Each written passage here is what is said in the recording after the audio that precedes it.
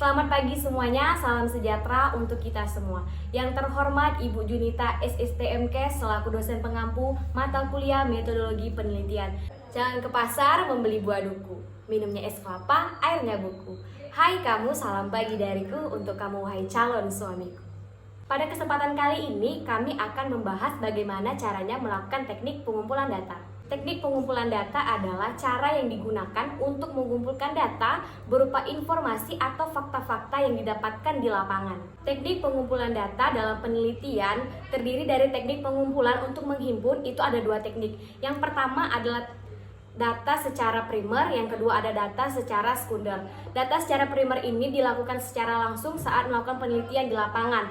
Lalu teknik secara sekunder ini diperoleh dari orang lain atau melalui sumber. Contoh dari data primer yang pertama ada observasi, yang kedua ada wawancara, yang ketiga ada angket atau kuesioner, yang keempat ada survei. Contoh dari data sekunder ada studi dokumentasi, ada studi pustaka, ada lembaga penelitian, dan ada media massa. Metode teknik pengumpulan data yang akan kita gunakan dan akan kita bahas itu ada 4.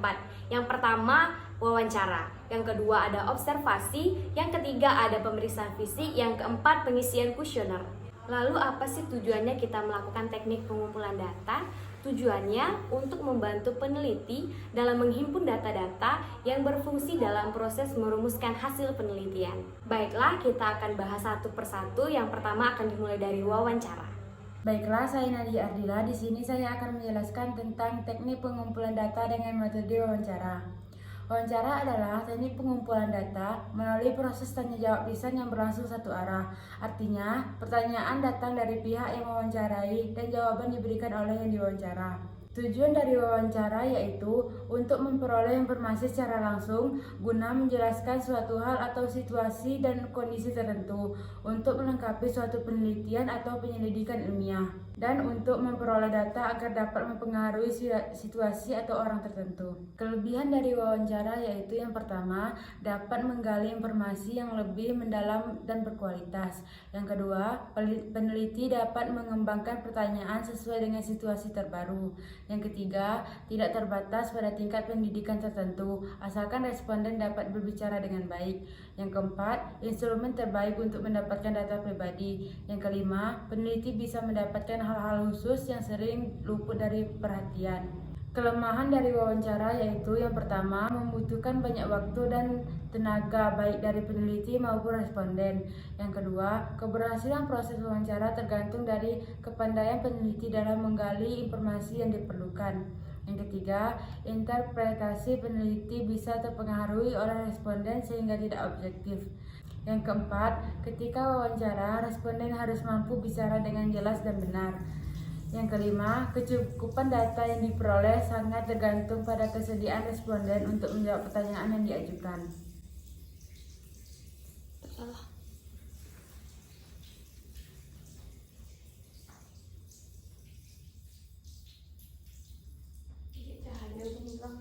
Apa ini lagi?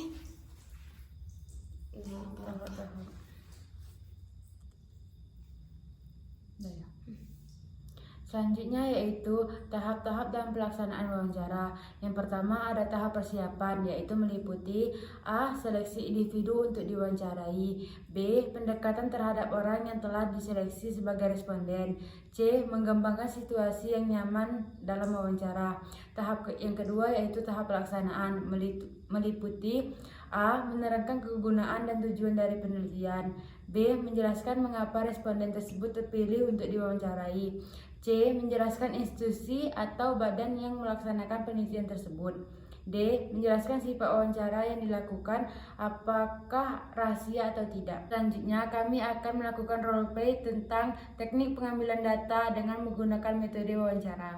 Assalamualaikum Pak. Waalaikumsalam. Perkenalkan, saya Nadia Ardila, mahasiswa Politeknik Kemenkes Jambi. Di sini saya akan melakukan penelitian tentang hipertensi. Hari ini saya akan mewawancari Bapak. Apakah Bapak bersedia? Ya. Baiklah Pak, pertanyaan yang pertama, nama Bapak siapa? Erwin Puji Saputra. Umurnya Pak? 30. Agama? Islam. Pendidikan terakhir? SMA. Pekerjaannya Pak? Tani, Alamat, Bengkal. kalau riwayat kesehatan Bapak gimana Pak? Sejak 2013 saya sudah didiagnosa penyakit hipertensi, keturunan dari bapak saya. Baiklah Pak, terima kasih sudah mau meluangkan waktunya. Kalau begitu saya permisi ya Pak, terima kasih. Selanjutnya kita akan membahas observasi. Perkenalkan, nama saya Marina Puspasari dan ini rekan saya. Nama saya Maya Duna Sitohang. Kami akan menjelaskan teknik pengumpulan data dengan menggunakan metode observasi.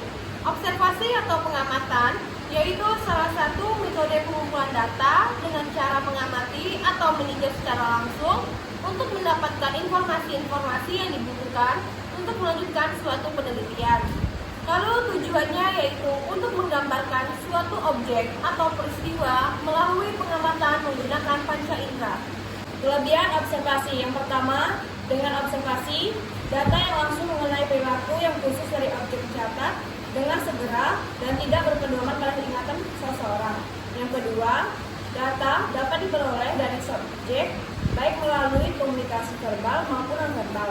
Yang ketiga, objek penelitian yang selalu sibuk lebih senang diteliti melalui observasi daripada diberi angket ataupun wawancara.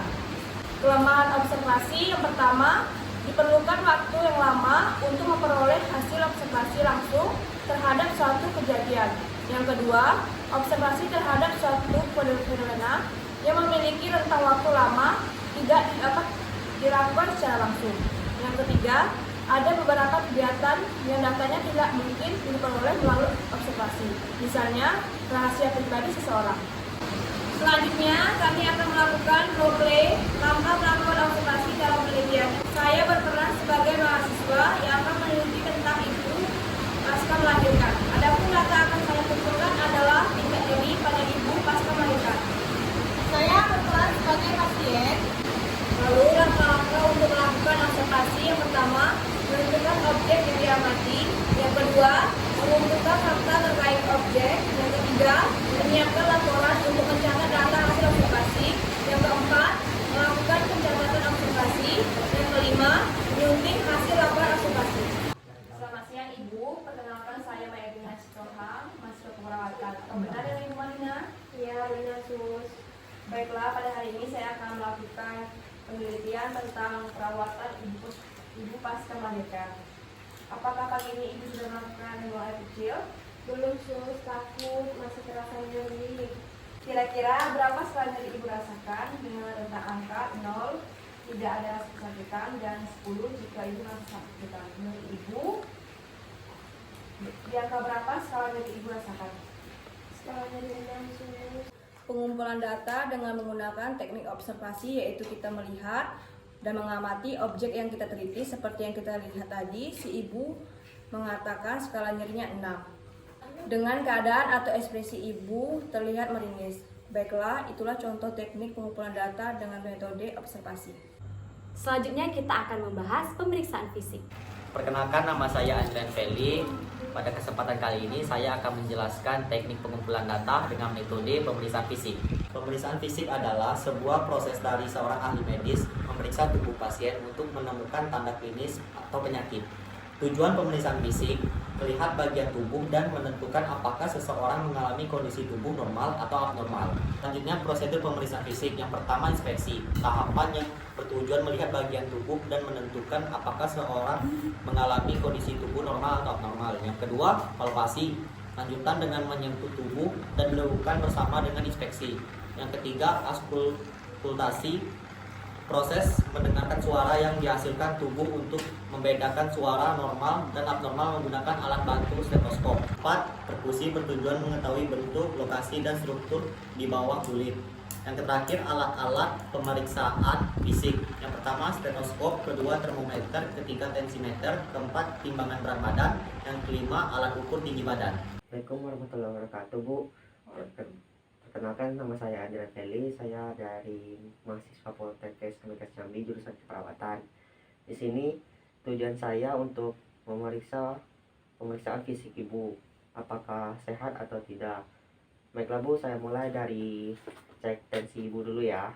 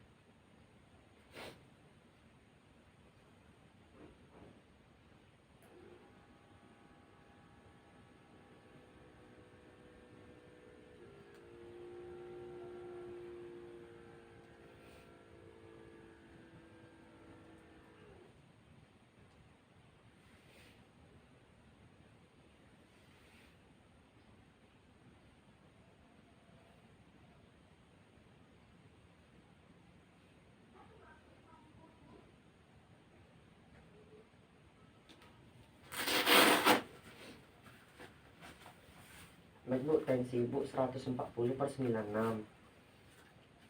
Normal ya Bu. Selanjutnya kita cek suhu tubuh Ibu ya Bu. Mulai Bu, masih ke kereknya sebentar Bu.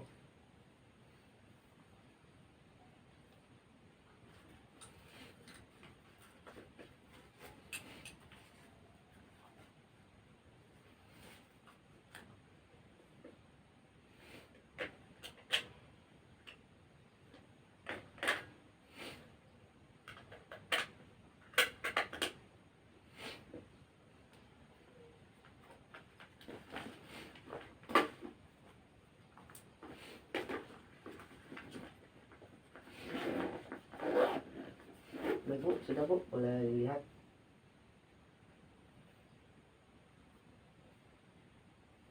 Suhu tubuh Ibu normal ya, 36.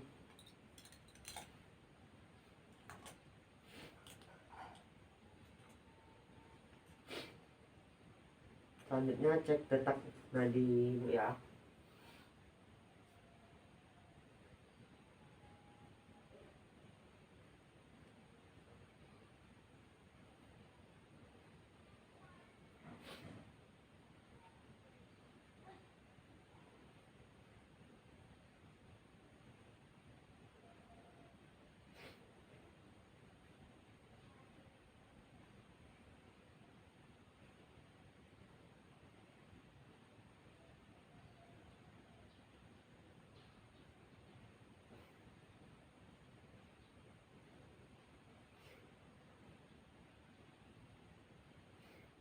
Ibu, terima kasih Bu. Pemeriksaan fisik sudah saya lakukan ya Bu. Saya izin dulu ya Bu. Terima kasih ya Bu. Dan yang terakhir kita akan melakukan kuesioner. Saya Weli Askia Levi. Di sini saya akan menjelaskan tentang teknik pengumpulan data dengan metode kuesioner. Kuesioner adalah cara pengumpulan informasi dalam jumlah besar yang relatif murah, cepat, dan efisien. Dengan kuesioner kita juga bisa mendapatkan data dari sampel orang banyak. Teknik ini berguna untuk meneliti dalam populasi yang besar. Selanjutnya, tujuan kuesioner yaitu untuk mengumpulkan informasi dari responden. Kuesioner ini dianggap sebagai dengan wawancara tertulis. Selanjutnya ada jenis-jenis kuesioner. Kuesioner terbagi menjadi 3. Yang pertama ada kuesioner terbuka, kuesioner tertutup, dan campuran. Kuesioner terbuka adalah daftar pertanyaan yang memberikan kesempatan para responden untuk menuliskan pendapat mengenai pertanyaan yang diberikan peneliti. Sehingga dalam jenis kuesioner ini, proses mendapatkan datanya bisa dibilang memerlukan keahlian peneliti dalam memberikan pertanyaan yang mudah untuk dipahami. Contohnya adalah sebagai berikut.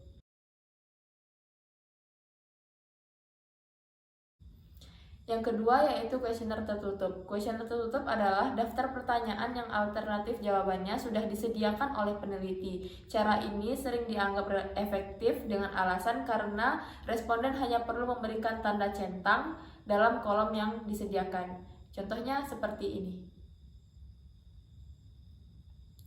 Selanjutnya yang terakhir yaitu ada kuesioner campuran. Kuesioner campuran adalah perpaduan antara jenis kuesioner terbuka dan tertutup. Biasanya teknik ini dipergunakan selain untuk mengetahui topik yang mendalam guna mendapatkan serangkaian data-data penelitian berupa angka.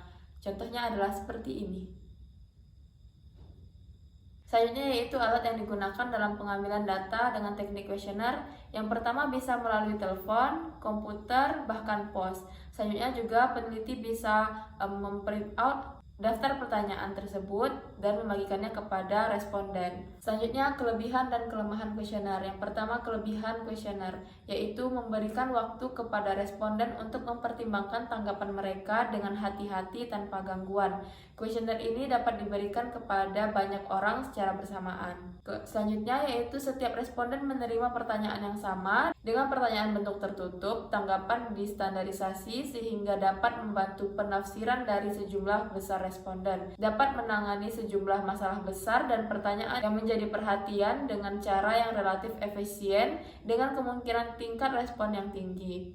Seringkali kuesioner dirancang sedemikian rupa sehingga jawaban atas pertanyaan diberi skor, yang kemudian skor tersebut dijumlahkan untuk mendapatkan ukuran keseluruhan dari sikap dan pendapat responden. Kuesioner mengizinkan adanya Anonimitas, dengan diizinkannya anonimitas, akan diperbesar tingkat tanggapan dan menurunkan potensi jawaban yang tidak benar. Sedangkan kelemahan dari kuesioner ini adalah yang pertama itu sulit untuk mendapatkan tingkat respon yang baik. Seringkali tidak ada motivasi yang kuat bagi responden untuk merespon. Kuesioner adalah instrumen yang kompleks dan jika tidak dirancang dengan baik dapat menyesatkan. Kuesioner adalah metode evaluasi yang tidak sesuai jika Anda perlu penyelidikan, karena biasanya tidak ada kemungkinan untuk menindaklanjuti jawaban. Kualitas data mungkin tidak sebaik metode pengumpulan data alternatif seperti wawancara pribadi. Yang terakhir yaitu karakteristik kuesioner yang baik. Kuesioner kualitatif digunakan ketika ada kebutuhan untuk mengumpulkan informasi eksplorasi untuk membantu membuktikan atau menyangkal hipotesis. Sedangkan kuesioner kuantitatif digunakan untuk memfasilitasi atau menguji hipotesis yang dibuat sebelumnya. Namun sebagian besar kuesioner mengikuti beberapa karakteristik penting antara lain. Pertama ada keseragaman, yaitu kuesioner sangat berguna untuk mengumpulkan informasi demografis, pendapat pribadi, fakta, atau sikap dari responden. Yang kedua yaitu eksplorasi. Tidak ada batasan pada pertanyaan yang ada di kuesioner Anda. Misalnya Anda menggunakan kuesioner pengumpulan data dan mengirimkannya ke seorang ibu rumah tangga untuk memahami kebiasaan belanja dan cara menabungnya terkait dengan pendapatan rumah tangga. Selanjutnya yang ketiga yaitu ada urutan pertanyaan. Kuesioner biasanya mengikuti aliran pertanyaan yang terstruktur untuk meningkatkan jumlah respon. Nah, itulah karakteristik kuesioner yang baik. Jadi, teknik pengumpulan data itu memiliki kelebihan dan kelemahan masing-masing. Intinya, teknik pengumpulan data yang terbaik adalah bagaimana kita melakukan teknik dengan mengumpulkan data sebanyak mungkin dan dapat memenuhi kebutuhan yang kita inginkan dalam penelitian dan mampu untuk menarik kesimpulan. Baiklah, demikian presentasi dari kami. Mohon maaf jika ada kesalahan. Terima kasih.